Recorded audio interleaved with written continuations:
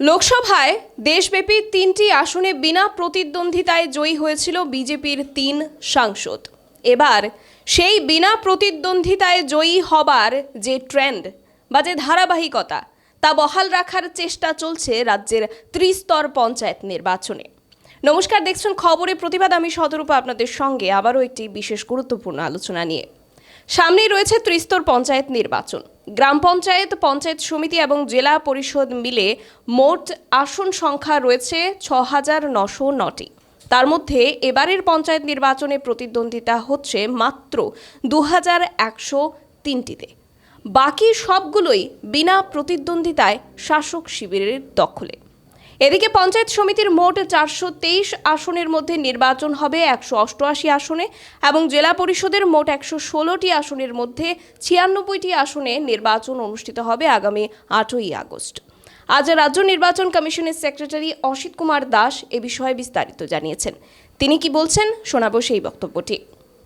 ২০ তারিখ থেকে ২২ তারিখ অবধি সময় ছিল, আজকে ২৪ তারিখ। তো আমরা যেটা দেখেছি যে গ্রাম পঞ্চায়েতের টোটাল আসন সংখ্যা ৬,৩৭০, তার মধ্যে আনকন্টেস্টেড সংখ্যা ৪,৫৫০, কন্টেস্টেড সিটসগুলি হচ্ছে ১৮১৯। তার মধ্যে পলিটিক্যাল পার্টির যদি ব্রেকআপ বলি তাহলে বিজেপির হচ্ছে ১৮১৮, ১২২২ সিপিআইএম, আইএনসি ৭৩১, মথা ১৩৮, ৫ হচ্ছে সিপিআইএমএল, ইন্ডিপেন্ডেন্ট ১২৭। টোটাল 4041, ৪,১৪১। আর পঞ্চায়েত সমিতি টোটাল সিট ৪২৩ আপনারা জানেন, আনকন্টেস্ট ২৩৫টি, ১৮৮ কন্টেস্টেড সিটের সংখ্যা। তার মধ্যে বিজেপি ১৮৮, ১৪৮ হচ্ছে সিপিআইএম, আইএনসি ৯৮, ১১টি মথা, সিপিআইএমএল হচ্ছে ২টি, ইন্ডিপেন্ডেন্ট ১১, টোটাল 458, ৪৫৮। এবং জেলা পরিষদের টোটাল আসন সংখ্যা ১১৬, তার মধ্যে 20 আনকন্টেস্ট, কন্টেস্টেড 96, তার মধ্যে পার্টিগত ব্রেকআপ, বিজেপি 96, 81 সিপিআইএম, আইএনসি 76, 2টি হচ্ছে মথা, ইন্ডিপেন্ডেন্ট 7, টোটাল 262 জন।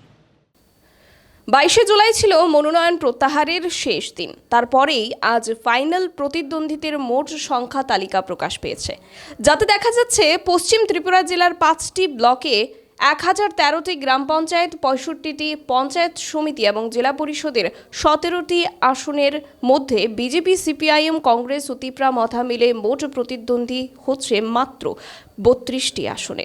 বাকি সবগুলোতেই জয়ী শাসক দল বিজেপি। উল্লেখ্য বিষয়, পশ্চিম ত্রিপুরা জেলার 5টি ব্লকের মধ্যে যে কটি গ্রাম পঞ্চায়েতের আসন রয়েছে তার একটিতেও মনোনয়ন জমা দেয়নি কিংবা জমা দিতে পারেনি সিপিআইএম। বামুটিয়া থেকে একজন মনোনয়ন জমা দিলেও ওনাকে হুমকি ধমকি দিয়ে মনোনয়ন প্রত্যাহার করে নিতে বাধ্য করা হয়েছে বলেও সূত্রের খবর। যদিও প্রাণ রক্ষার ভয়ে সেই প্রার্থী বর্তমানে মুখ খুলতে নারাজ। সুষ্ঠু নির্বাচনের দাবি জানালেও আদতে কতটা সুষ্ঠুভাবে এই পঞ্চায়েত নির্বাচন সম্পন্ন হবে তা বিগত কিছু দিনে স্পষ্ট হয়ে গেছে। এদিকে অধিকাংশ আসনেই কোনো ধরনের প্রতিদ্বন্দ্বিতাই হচ্ছে না, কিংবা প্রার্থী দিতে চাইলেও মনোনয়ন জমা দেওয়ার ক্ষেত্রে নানা রকম বাধা বিপত্তির সম্মুখীন হয়ে প্রাণের ভয়ে পিছু হটে গেছেন অনেকেই। একদিকে বিরোধী দলীয় এক প্রার্থীর খুনের ঘটনায় যেন শাসক শিবিরের জন্য হয়ে দাঁড়িয়েছে জ্যাকপট। অধিকাংশ প্রার্থী প্রাণ রক্ষার্থেই পিছিয়ে গেছেন। বাকি যেগুলিতে প্রার্থীরা মনোনীত হয়েছেন সেখানেও আদতে আগামী ৮ই আগস্ট কতটা সুষ্ঠুভাবে ভোট হবে সেই নিয়েও ব্যাপক আশঙ্কা রয়েছে। এ বিষয়টা নিয়ে আপনাদের যদি কোনো মতামত থাকে তাহলে জানাবেন কমেন্ট সেকশনে, এবং নির্বাচন সংক্রান্ত এবং অন্যান্য গুরুত্বপূর্ণ আপডেটস দেখতে চোখ রাখবেন খবরের প্রতিবাদে। নমস্কার।